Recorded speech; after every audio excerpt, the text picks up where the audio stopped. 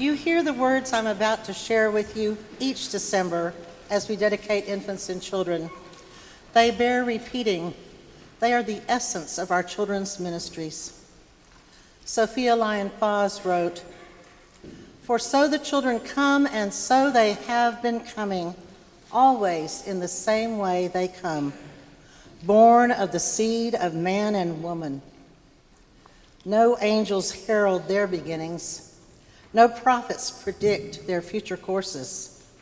No wise men see a star to show where to find the babe that will save humankind. Yet each night a child is born is a holy night.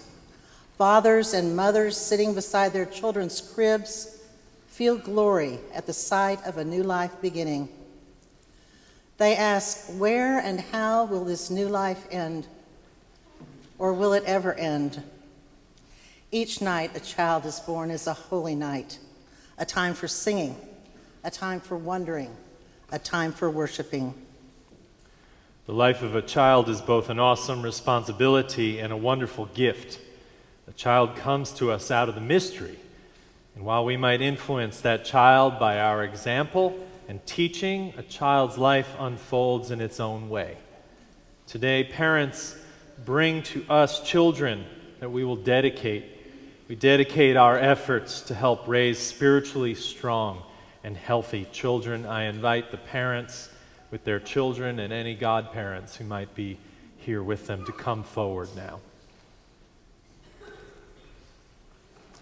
While parents have the primary responsibility in raising their children, they bring them to us today in acknowledgement that their children are not merely their own, but are a part of a larger community. As members of this church, we all share the privileged task of nurturing these children, guiding them, teaching them, and loving them as they grow. We bless each child with a rose dipped in water. The rose symbolizes the unfolding and beauty of life.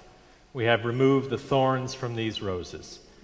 We know that the other service always laughs at that. I don't know exactly why.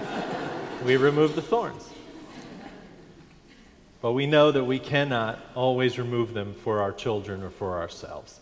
A rose is a reminder that at its core, life is good.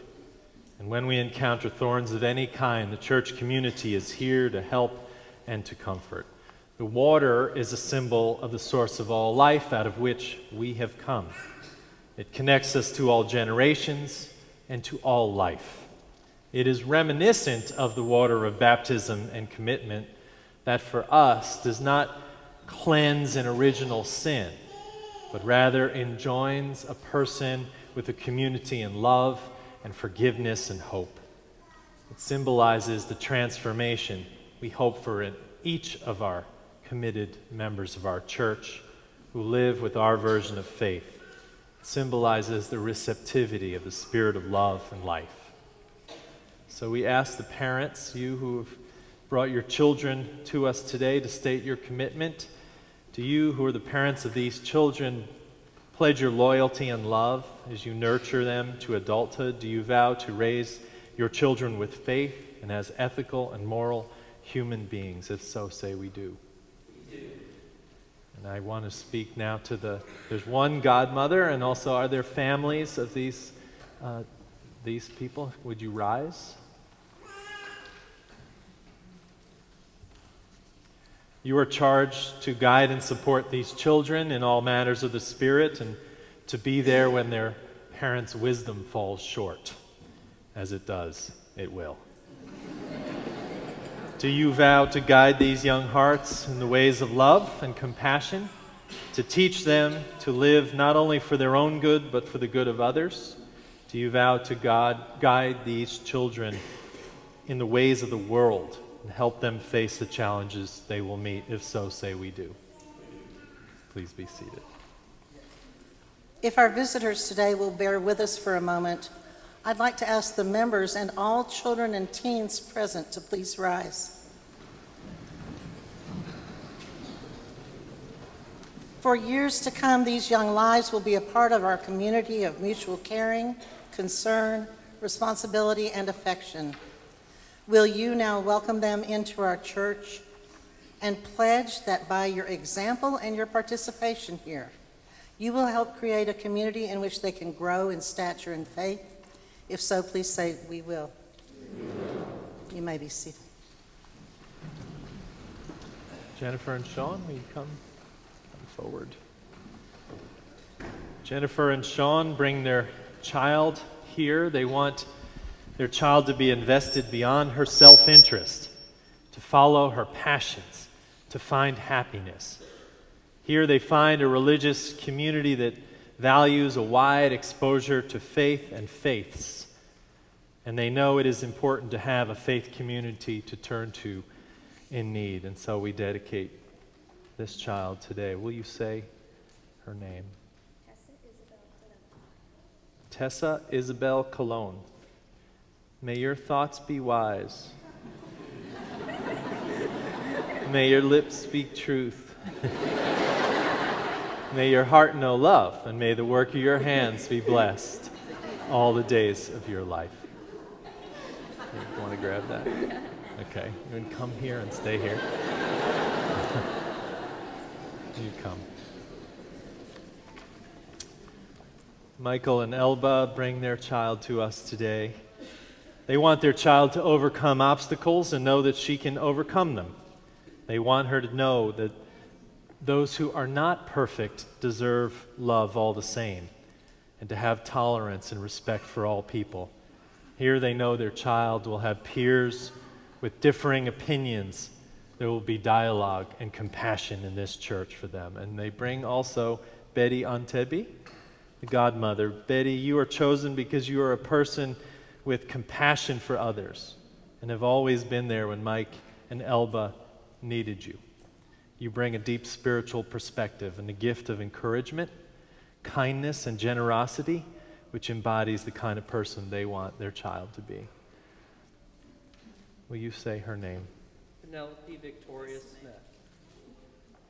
Penelope Victoria Smith. May your thoughts be wise. May your lips speak truth. May your heart know love. May the work of your hands be blessed all the days of your life. She smiled on that first one. Come. And Alyssa and Sanjeev. Alyssa and Sanjeev want their children to have confidence, to be happy and to believe in themselves, to stand up for what is right. And they want them to have the tools to create a faithful life of understanding and a life of belief, some belief to count on. This church for them is a safe second home, a place of open minds and open hearts, and they want to guide their children in these ways. Who's first? Is it both? It's both, yes. Will you say her name? Annalisa Coco Somali Prelis. May your thoughts be wise. May your lips speak truth. May your heart know love. And may the work of your hands be blessed all the days of your life. Now you can... Not too bad. It wasn't so bad, right? Will you say her name? Annabella Somali Prelis. Annabella Somali Prelis. May your thoughts be wise. May your lips speak truth. May your heart know love, and may the work of your hands be blessed all the days of your life. Will you come here?